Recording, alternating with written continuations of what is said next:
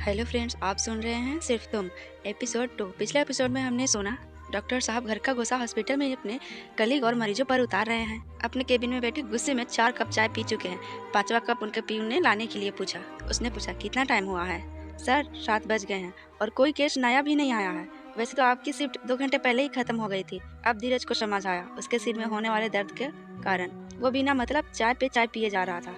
उसने attendance register पर अपने सिग्नेचर किए और अपने कपिल दोस्त डॉक्टर को हाय बोलकर बुलेट पर चल दिया। इधर माँ घड़ी के साथ गेट को बार बार घूर रही थी।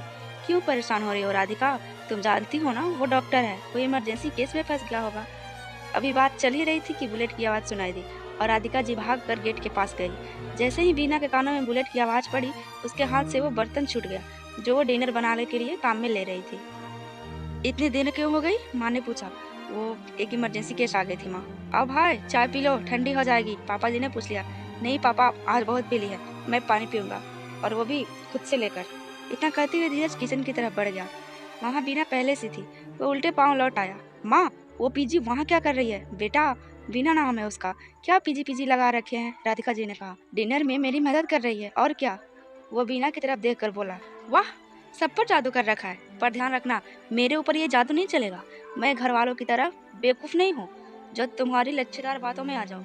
मुझसे 2 फीट की दूरी पर रहना था। इतना कहिए कि धमकाकर धीरू जी पानी लेकर दंदनाते हुए अपने कमरे में चले गए और पीछे छोड़ गए बीना की आंखों में मोटे मोटे आंसू। बीना भी अपने कमरे में चली गई। देख रहे हैं आप लोग, अभी एक दिन भी नहीं हुए और उला दिया हमारी हीरोइन को। जिंदगी में कुछ लोग ऐसे भी होते हैं जो ये जानने में वक्त लगा देते हैं उन्हें चाहिए क्या। दिल में कुछ और, दिमाग में कुछ और, जुबान पर कुछ और। Totally confuse person. यही हाल फिलहाल डॉक्टर साहब का था। बिना जैसे ही कमरे में गई, धीरू किचन से अपना खाना लेकर डाइनिंग टेबल पर खाने लगा। वाह, मैडम जी को खाना बनाने भी आता है, वो भी इतना यम्मी। धीरज के जाने के बाद सभी खाना खाए। बीना चुपचाप खा रही थी। माहौल को हल्का बनाने के लिए नंद किशोर जी ने कृपा को फोन लगा दिया। कृपा ने कहा वो सुबह 10 बजे तक घर आ जाएगी। तुम्हारे लिए घर पर एक सरप्राइज है, नंद किशोर जी ने कहा। बीना मन ही मन सोचने लगी, अगर वो कृपा को भी पसंद नहीं आए तो? तभी दादी ने कहा, बिल्कुल तुम्हारी तरह प्यारी है, उसे तुम बहुत पसंद आओगी। सभी खाकर चले गए, पर डॉक्टर साहब बीना को ही देख रहे थे। कुछ समय बाद वो भी सोने चले गए। एक अजीब सी फीलिंग और कुछ बेचैनी सा महसूस हो रही थी उन्हें, जैसे क्यों डांटा मैंने उसे। सोचते हुए सो गए। सुबह में बीना चाय बनाने चली, तभी राधिका जी ने कहा, तुम क्यों बना रही हो? मैं बनाती हूँ। आपने मुझे अपना नहीं माना ना? अरे नहीं। अब राधिका जी अटकने लगी। राधिका, बनाने दो बच्ची को, तुम पोहा बना लो, दादी ने कहा। ये सब आवाज धीरू जी सुन रहे थे। इस लड़की ने तो सब पर जादू कर दिया है। दोनों ने नाश्ता किया और तैयार होकर अपने अपने कमरे से बाहर आए। बीना को सीढ़ियों से उतरते देख डॉक्टर साहब की नजर उसी पर ठहर गई। येलो कलर के पटियाला सूट में उसका सांवला रंग और भी निखर रहा था। मैचिंग इयररिंग, हल्की पिंक लिपस्टिक, एक हाथ में घड़ी। बीना बहुत ही प्यारी लग रही थी, बिल्कुल परफेक्ट बायोलॉजी टीचर लग रही थी। जब उसे लगा कि धीरज उसे ही देख रहा है तो वो घबरा गई और नीचे गिरने लगी। थोड़ी देर बाद उसे एहसास हुआ कि वो गिरी नहीं है। डॉक्टर साहब ने उसे अपनी बाहों में थाम लिया था। उसके लंबे बालों का जोड़ा खुल गया था। दोनों उसी जुल्फों में उलझ गए। सही से चलना भी नहीं आता, स्कूल में कैसे पढ़ाती होगी तुम? बीना ने अपनी आंखें खोली, जो गिरते वक्त उसने डर से बंद कर ली थी। तभी अंदर से माँ पापा दोनों आ गए। अरे, तुम दोनों गए नहीं? दोनों ने एक साथ पूछ लिया। धीरू, बीना को भी बस स्टैंड छोड़ देना, नंद किशोर जी ने कहा। धीरू, बीना को भी बस स्टैंड छोड़ देना, राधिका जी ने कहा। नहीं आंटी जी, अभी 15 मिनट बाकी है, मैं चली जाऊंगी, इन्हें देर हो जाएगी। धीरू अपना चश्मा लगाते हुए कहा। अच्छा किया जो खुद ही मना कर दिया, मैं ले नहीं जाता तुम्हें। और बुलेट से फुर्र हो गए। दोनों को देखकर राधिका जी बोली, इन दोनों की खींचतान कब तक चलेगी? जितना लड़ेंगे एक दूसरे को जानेंगे, दादी ने कहा। और तीनों ही कुछ सोचकर मुस्कुरा दिए। 10:30 बजे तक कृपा भी आ गई। पापा के कंधों पर झूलते हुए पूछा, कहाँ है मेरा सरप्राइज? तेरा सरप्राइज कॉलेज गया है, नंद किशोर जी ने कहा। क्या भला है, फोन पर तो ऐसे बता रहे थे जैसे न जाने कौन सा सरप्राइज रखा है, और अब कॉलेज गया है? कृपा ने मुंह बनाते हुए कहा। तुम्हें वो सरप्राइज बहुत पसंद आएगा, दादी ने कहा। अब तो सरप्राइज से मिलना ही पड़ेगा, सोचते हुए सोने चली गई। 2:30 बजे दोपहर बीना थकी सी अंदर आई। बेटा, हाथ मुंह धोकर आ जाओ, खाना रेडी है। बीना का शावला फेस धूप से बिल्कुल फीका और मुरझा सा गया था। बीना टेबल पर आते ही बोली, आंटी जी, आप सब लोग मेरा वेट ना करें, मुझे तो रोज ही लेट हो जाया करेगा, मुझे अच्छा नहीं लगेगा। अरे नहीं बेटा, कृपा भी आज ही आई है, इसलिए। बीना ने एक नज़र कृपा पर डाली, जो बड़ी देर से गहरी नज़रों से उसे ही देख रही थी। सॉरी, वो हड़बड़ी में हमने आप पर ध्यान नहीं दिया। आप हड़बड़ी में हमेशा रहती हो या यहाँ आकर शुरू हुआ है? कृपा ने कहा। अचानक बीना का हाथ रुक गया और वो राधिका जी को बेचारीपन से देखने लगी। क्यों परेशान कर रही हो? चलो चुपचाप खाना खाओ, राधिका जी ने कहा। खाना खाकर सब बतियाने लगे। पता ही नहीं चला कृपा तथा बीना में कब इतनी गहरी पटरी हो गई। दिन बीतने लगे और बीना इस परिवार से और ज्यादा घुलने लगी। कृपा उसकी बेस्ट फ्रेंड बन गई। बस डॉक्टर साहब कुछ खास नहीं बदले थे, उनका रवैया वैसा का वैसा ही था। वह जब भी बीना को उनका गुस्सा सातवें आसमान पर चढ़ जाता, पर उनका गुस्सा क्यों था उसे खुद नहीं पता था। कॉलेज कैंटीन में बैठे डॉक्टर साहब चाय की चुस्कियां ले रहे थे और आज सुबह की हुई मुठभेड़ के बारे में सोच रहे थे। बंदे के फेस पर एक स्माइल आ गई थी। तभी उसे सामने से उसका फ्रेंड्स आते हुए दिखाई दिए। जिन गालों पर अभी थोड़ी देर पहले डिम्पल पड़ रहे थे, वही आंखों में अजीब सी उलझन पड़ गई। कुछ क्लासमेट थे तो कुछ नए इंटर्नशिप जो अभी भी फ्रेंड बने थे। सब उसके स्टेटस के थे और डॉक्टर थे। माँ दादी पापा को मेरे इन फ्रेंड से एलर्जी है। उन सबको वो मिडिल क्लास मैडम जी पसंद है। उसकी चालाकी किसी को नहीं दिख रही है। बिना कुछ सोचे समझे पीजी रख लिया। मासूम चेहरा बनाकर मीठी मीठी बातों में सबको फंसाती है और इतने आलीशान घर में शान से रह रही है। अब तक तो वो हॉस्टल के किसी कमरे में होती जहाँ बिस्तर पर खटमल पड़े होते हैं। उसके दिमाग को ब्रेक तब लगा जब उसके सभी दोस्तों ने उसे चारों तरफ से घेरते हुए हाई फाई किया और चारों तरफ बैठ गए। कपिल ने कहा, क्यों भाई आजकल एंग्री यंग डॉक्टर बना क्यों घूम रहा है? Any problem? नहीं कोई बात नहीं है। तो फिर केजीएमसी में कोई और धीरज होगा जिसके आज इतने चर्चे हो रहे हैं। तुम लोग बकवास बंद करो, मेरे सर में दर्द हो रहा है, धीरू ने खींचते हुए कहा। उस सर दर्द का कुछ नाम तो होगा ना? कशिश ने पूछी, जो कब से खामोश थी। बीना अचानक धीरज के मुंह से निकल गया। तो सर दर्द का नाम बीना है? कितना प्यारा नाम है।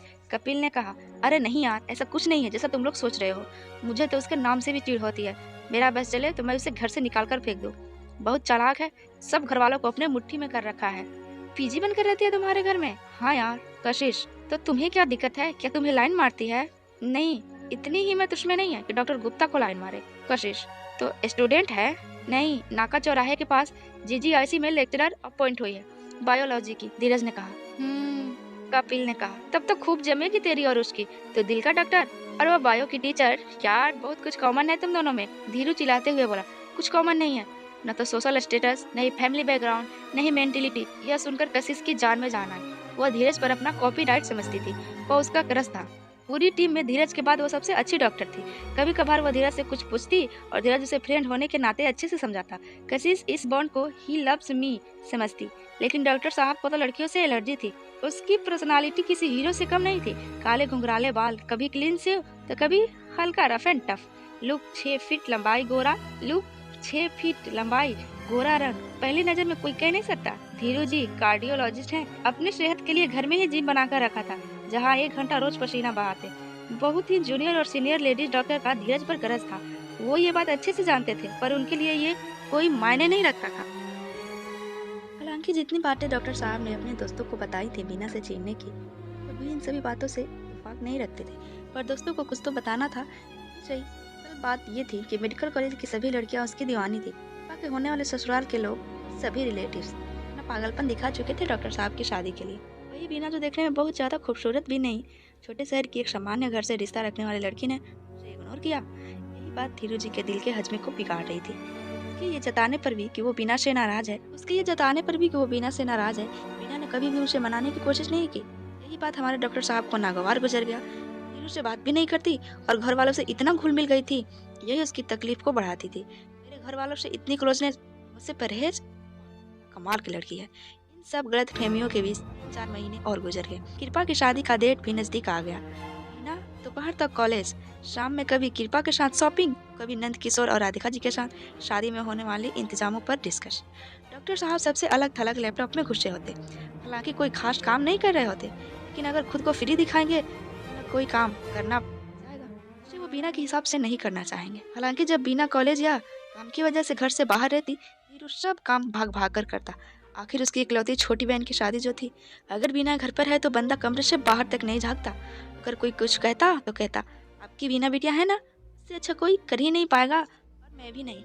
हालांकि घर के सभी लोग दोनों के कोल्ड वॉर के बारे में सब जानते थे। दोनों को समझाने की कोशिश भी की। डॉक्टर साहब को कुछ सुनना ही नहीं था और बीना कहती, मुझे बात करने में कोई दिक्कत नहीं है, मुझसे बात करना ही नहीं चाहते, मैं क्या करूं।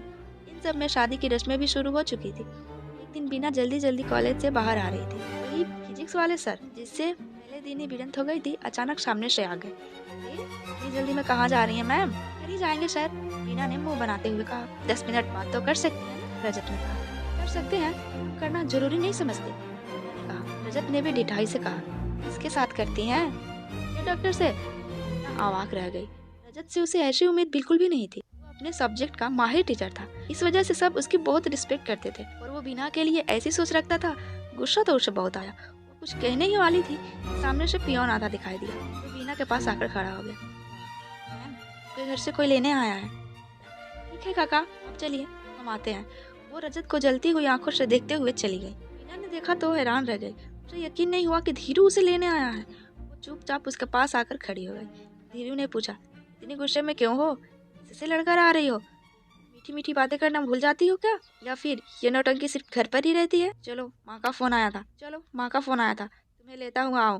घर पर सब तुम्हारा वेट कर रहे हैं और वो महारानी तो तुम्हारे बिना हल्दी भी नहीं लगवाएगी। पता नहीं क्या जादू करती हो सब।